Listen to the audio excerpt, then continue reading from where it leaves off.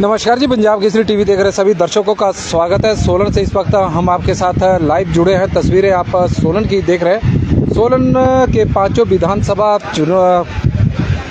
निर्वाचन क्षेत्रों की मतगणना का काम अब पूरा हो चुका है। मतगणना पांचों निर्वाचन क्षेत्रों की अब तक पूरी हो चुकी है और सोलन जिला में भाजपा के सुरेश कश्यप 52,106 की बढ़त लेने में कामयाब हुए हैं।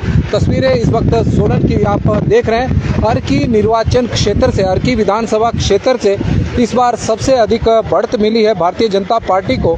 15,484 की बढ़त अर्की से मिली है। इसके काफ़ी मायने हैं। मायने इसलिए हैं कि अर्की निर्वाचन क्षेत्र कांग्रेस के कार्यकारी अध्यक्ष संजय अवस्थी सीपीएस भी है, उनका निर्वाचन क्षेत्र है और उस विधानसभा क्षेत्र से भाजपा इस बार 15,484 की बढ़त लेने में कामयाब हुई है। यदि हम वर्ष 2019 के आंकड़ों को भी देखें तो उस वक्त भी वर्ष 2019 में लोकसभा चुनाव में कांग्रेस भारतीय जनता पार्टी को 16,000 से अधिक बढ़त मिली थी और कहीं ना कहीं भारतीय जनता पार्टी ने अर्की में 2024 में भी 2019 के ही इतिहास को दोहराया है। 15,484 की बढ़त लेने में भारतीय जनता पार्टी वहां पर कामयाब हो गई है। दिलचस्प बात यह है कि कसौली निर्वाचन क्षेत्र जो कांग्रेस प्रत्याशी विनोद सुल्तानपुरी का विधानसभा क्षेत्र भी है, वो वहाँ के विधायक भी हैं।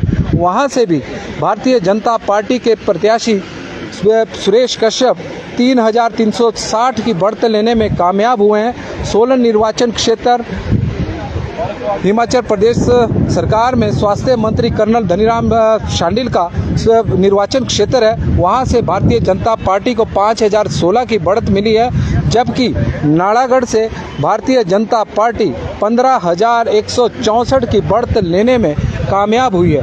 दून निर्वाचन क्षेत्र की बात करें, दून निर्वाचन क्षेत्र भी सीपीएस चौधरी राम कुमार का निर्वाचन क्षेत्र है, विधायक है, सीपीएस है सरकार में, और वहां से भारतीय जनता पार्टी 13,082 वोटों की बढ़त लेने में कामयाब हुई है। कांग्रेस सरकार के जो सबसे बड़े चेहरे थे, वहां से भारतीय जनता पार्टी ने ज़बरदस्त प्रदर्शन किया है। चाहे हम अर्की की बात करें, दून की बात करें और फिर कसौली निर्वाचन क्षेत्र की बात करें, सोलन की बात करें, तो वहां से भारतीय जनता पार्टी को ही बढ़त मिली है।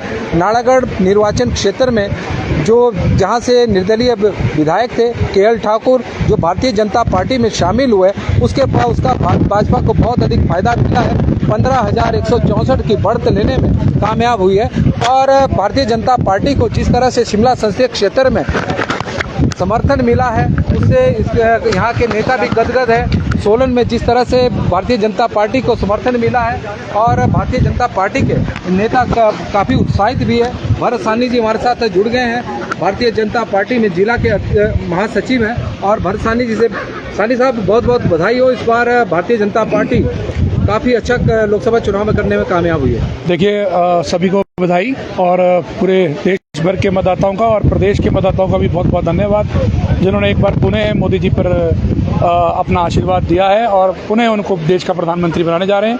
और हिमाचल के मतदाताओं का भी विशेष तौर पे बहुत बहुत धन्यवाद, जिन्होंने 4/4 दोबारा मोदी जी को स्ट्रॉन्ग किया है। और सभी मतदाताओं को बहुत बहुत धन्यवाद, जिन्होंने सुरेश कश्यप जी पर अपना मत दे करके उनको दोबारा एक बार। बात करें सोलन जिला की, तो सोलन जिला में अर्की निर्वाचन क्षेत्र में पिछली बार भी 16,000 के आसपास बढ़त थी और इस बार भी 15,484 के वहीं पर ठहरी है। बाकी और निर्वाचन क्षेत्रों में अच्छी बढ़त मिली। देखिए, सभी कह रहा हूँ कि मतदाताओं का बहुत बहुत धन्यवाद। कहीं से 15 की है, कहीं से 6 की है, कहीं से 5 की है, कहीं से 15 की है, कहीं से 18 की है। पूरे जिले भर से अच्छी विधानसभा में जो हमारा थोड़ा कुछ कमियां रह गई थी, उसे हमने लोकसभा में पूर्ण किया है। यदि हम देखें तो विधानसभा चुनाव में भाजपा का सुपड़ा साथ था, लेकिन लोकसभा चुनाव में भाजपा ने अच्छा किया। देखिए, इसी को रिटेन करने की कोशिश करेंगे आने वाले विधानसभा चुनावों में और आगे चुनावों में जो आएंगे, इसमें कोशिश करेंगे कि भारतीय जनता पार्टी का ये जो हमारा वोट बैंक है रिटेन रहे, जो लोकसभा में रहा है। ठीक है, धन्यवाद। धन्यवाद। और भारतीय जनता पार्टी के नेता काफ़ी इस वक्त उत्साहित है और डॉक्टर राजेश कश्यप जी इस वक्त हमारे साथ जुड़ गए हैं और राजेश कश्यप जी से भी हम थोड़ी चर्चा करेंगे।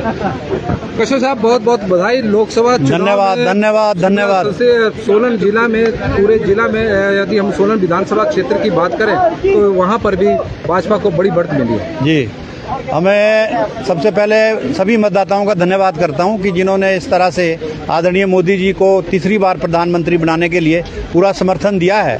और ये समर्थन केवल और केवल आदरणीय मोदी जी के नाम से जो है आज मैं समझता हूं मिला है। और इसमें कुछ स्थानीय मुद्दे भी हो सकते हैं, लेकिन जिस तरह से जो भारतीय जनता पार्टी का कार्यकर्ता हर एक बूथ पे जाकर के उन्होंने कार्य किया है, उसका भी मैं उनके लिए धन्यवाद करता हूँ। यदि हम देखें कि विधानसभा चुनाव में भाजपा का सुपड़ा साफ हो गया था, लेकिन लोकसभा चुनाव में भारतीय जनता पार्टी 52,000 की बढ़त लेने में कामयाब रही है। इसे कैसे देखें? देखिए,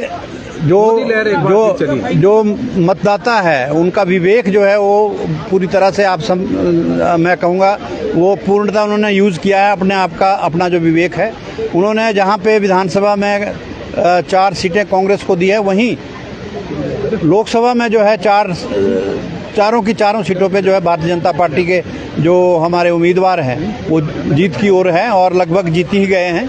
तो मैं समझता हूँ ये सारा जो श्रेय है ये आदरणीय श्री नरेंद्र भाई मोदी और उनकी पूरी टीम को जाता है। धन्यवाद। और राजेश कश्यप जी थे जो काफ़ी उत्साहित भी है। नमस्कार जी, पंजाब केसरी टीवी देख रहे सभी दर्शकों का स्वागत है। और इस वक्त हम पीजी कॉलेज सोलन से आपके साथ लाइव जुड़े हुए हैं, जहां पर सोलन, अर्की और कसौली निर्वाचन क्षेत्र की मतगणना चली हुई थी और नालागढ़ की मतगणना नालागढ़ और दून की पीजी कॉलेज नालागढ़ में थी। 5 निर्वाचन क्षेत्रों की मतगणना समाप्त हो चुकी है। भारतीय जनता पार्टी को 52,106 की भारी बढ़त मिली है।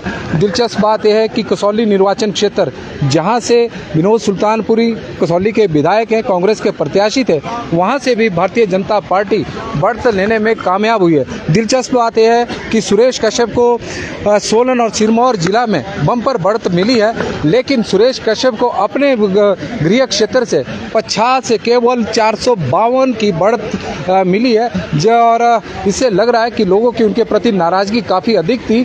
और प्रधानमंत्री नरेंद्र मोदी के दौरे के बाद सिरमौर में समीकरण बदले हैं, सोलन में समीकरण बदले थे और इसी तरह शिमला में समीकरण बदले। और यही वजह रही कि सुरेश कश्यप अब आधिकारिक घोषणा होनी है उनके जीत की। लेकिन भारतीय जनता पार्टी शिमला संसदीय क्षेत्र में लगातार चौथी बार अपना परचम लहराने में कामयाब हुई है। पंजाब केसरी टीवी में फिलहाल अभी के लिए बस इतना ही। देखते रहे पंजाब केसरी टीवी। बहुत बहुत धन्यवाद।